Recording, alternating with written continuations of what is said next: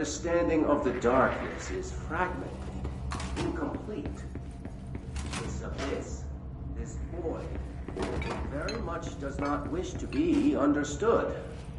If light symbolizes knowledge, then it stands to reason that darkness would equate to ignorance. By its very nature, it abhors comprehension.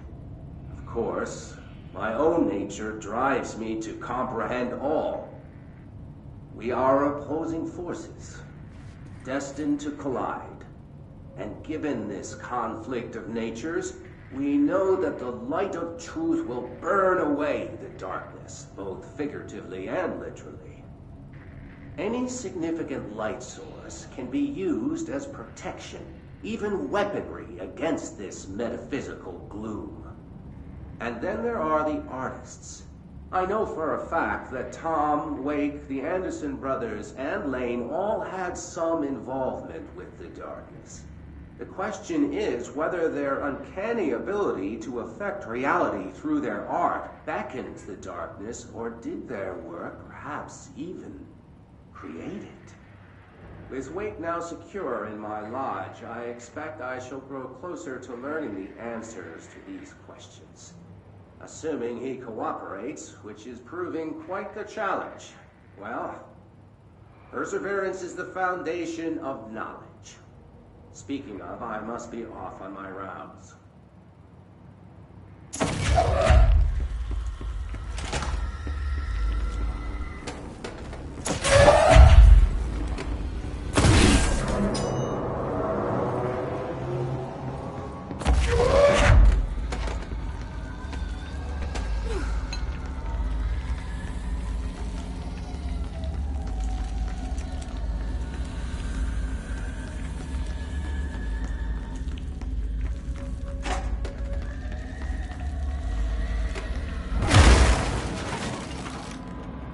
Reminder, all employees are required to report their hours at the end of each month.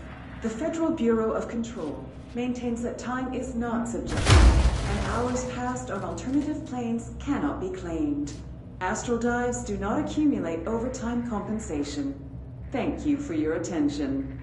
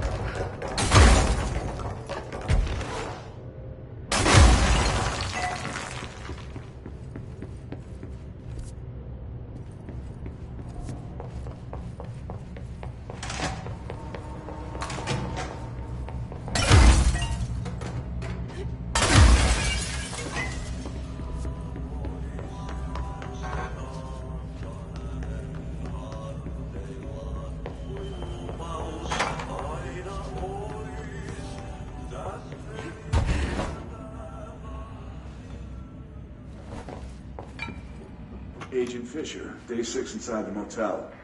Utilized surveillance methods are as follows. Fiber optic cameras slid under the individual room doors. Motion detectors in the lobby area. Tripwire, triggering a flash camera across the main entrance. Even fingerprint powder on the front desk. Results are varying at best. But mostly just inconclusive and unusable. The footage is corrupted. Sometimes even the equipment is damaged. I don't know how, exactly. I think this place is making fun of me. That's the only explanation. I can hear them laughing and screaming behind the closed doors. I can hear the call bell go and ding multiple times a day, but when I look, there's no one there.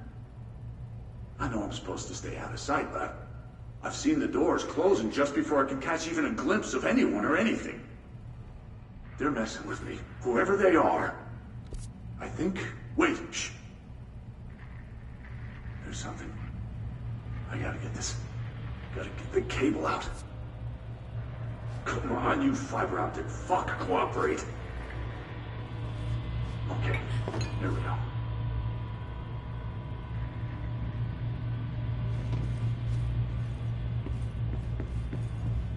All right. That was fate, but I definitely heard movement coming from the hallway. I might have finally caught one. Ha! The recording better work this time, or I swear to God I'll... What? Hello? Who's there? Oh, shit. I'm with the FBC. Move away from the door. I have a... Where's my...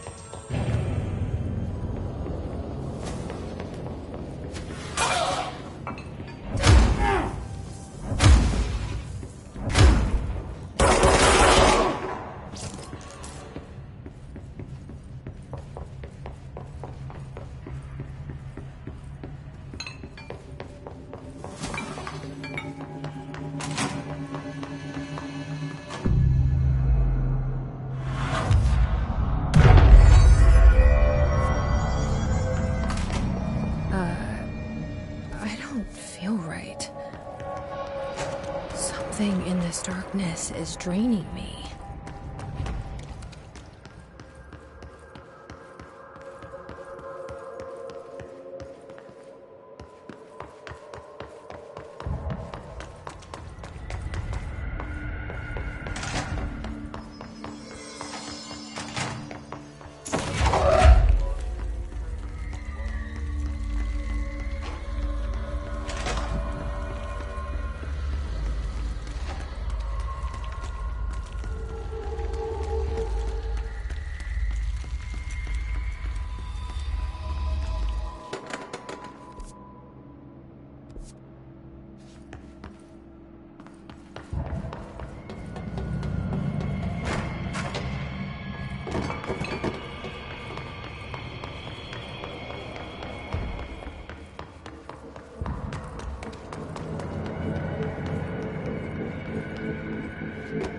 Brian Hennerman, 21 years old, resident of Texas.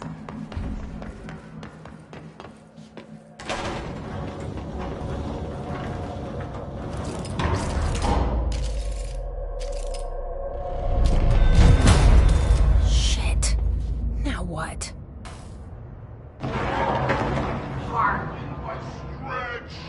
What is that? Come on, elevator, time to go.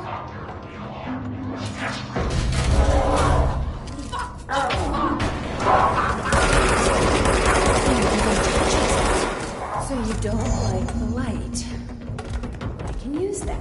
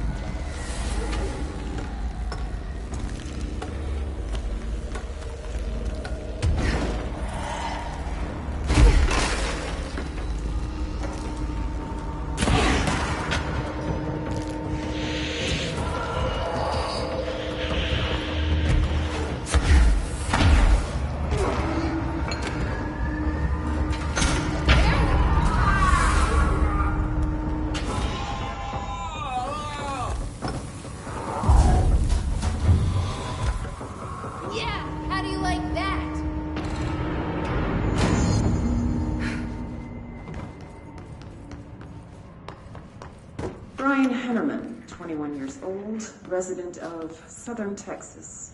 I'm sorry, ma'am, but I really don't understand why I'm here. You know what you did, Mr. Hennerman. I do? Tell me about delivery disaster. I mean, it wasn't very good. That's not what your review said, but we'll come to it. Tell me where you got the movie from. With a, a K, not an N, not night, like nighttime. Who contacted you? Who told you to review that film? No one. I just did it because it looked obscure. I didn't even like the movie. I shouldn't have given such a high score, but reviewing obscure films makes you look smart. And I thought if I looked smart, I would get listeners. My podcast would take off and I could move out of my parents' basement. I may even go to college and get a film degree like I've always wanted to. I swear. I swear, I swear, I swear. Okay, the kid doesn't know shit. I'm ending the session.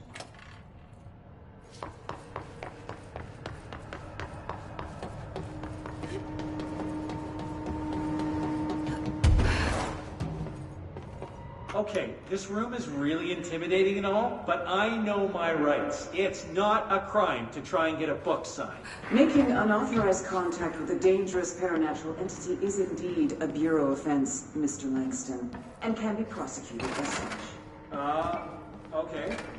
Well, I didn't know that.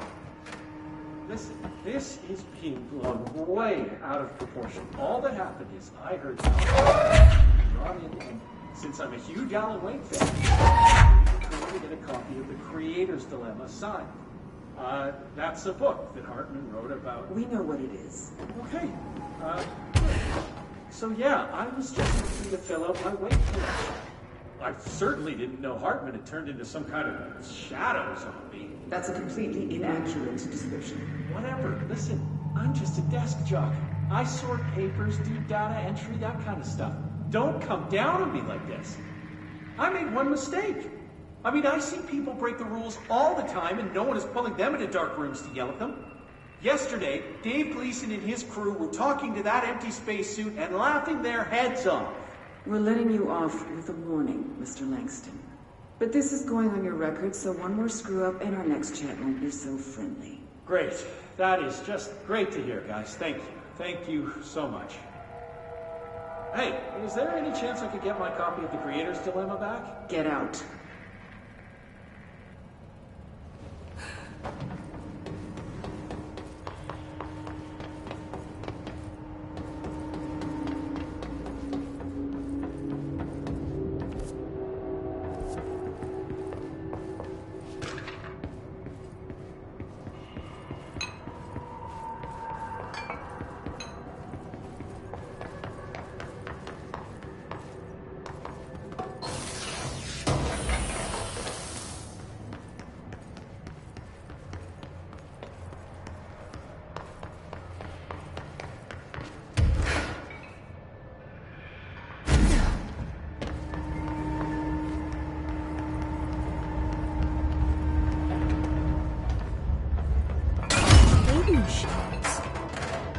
Shoom.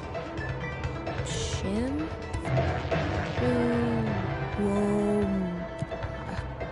Whatever.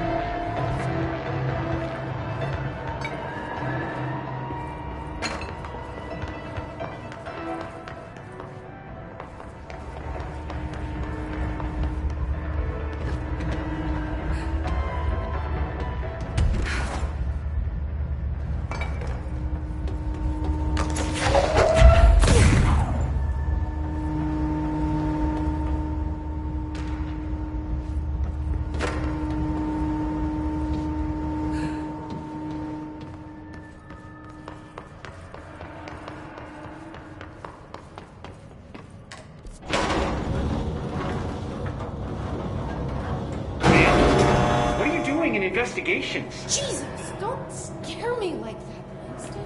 If you're talking right now, I can't hear you. It's a one-way system. Try to find an intercom. Langston, it's me, Jesse. I know. I can see you on the monitors.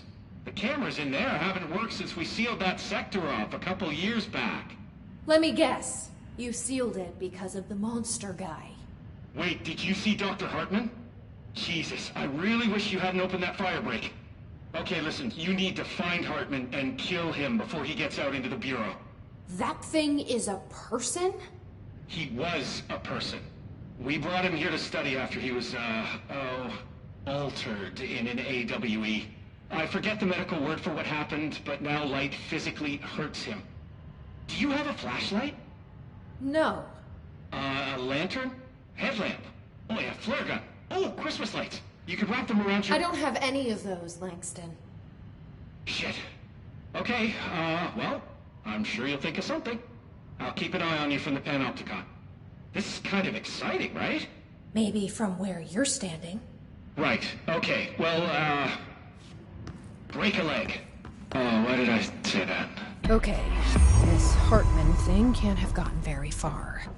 Let's go flush him out. Langston was right.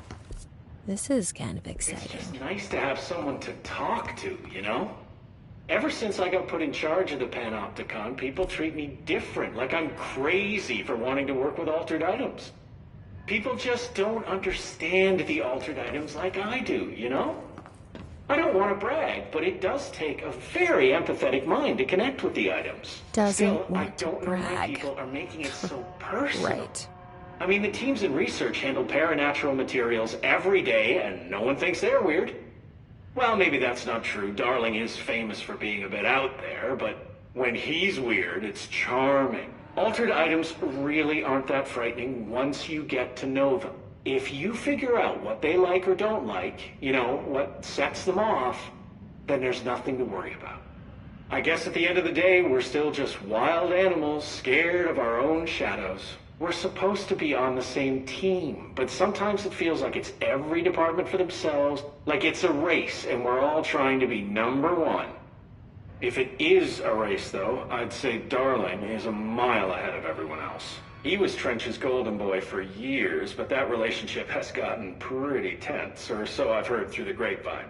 Not that I spread rumors, just, you know, people talk. Not me, though. I keep my nose to the grind.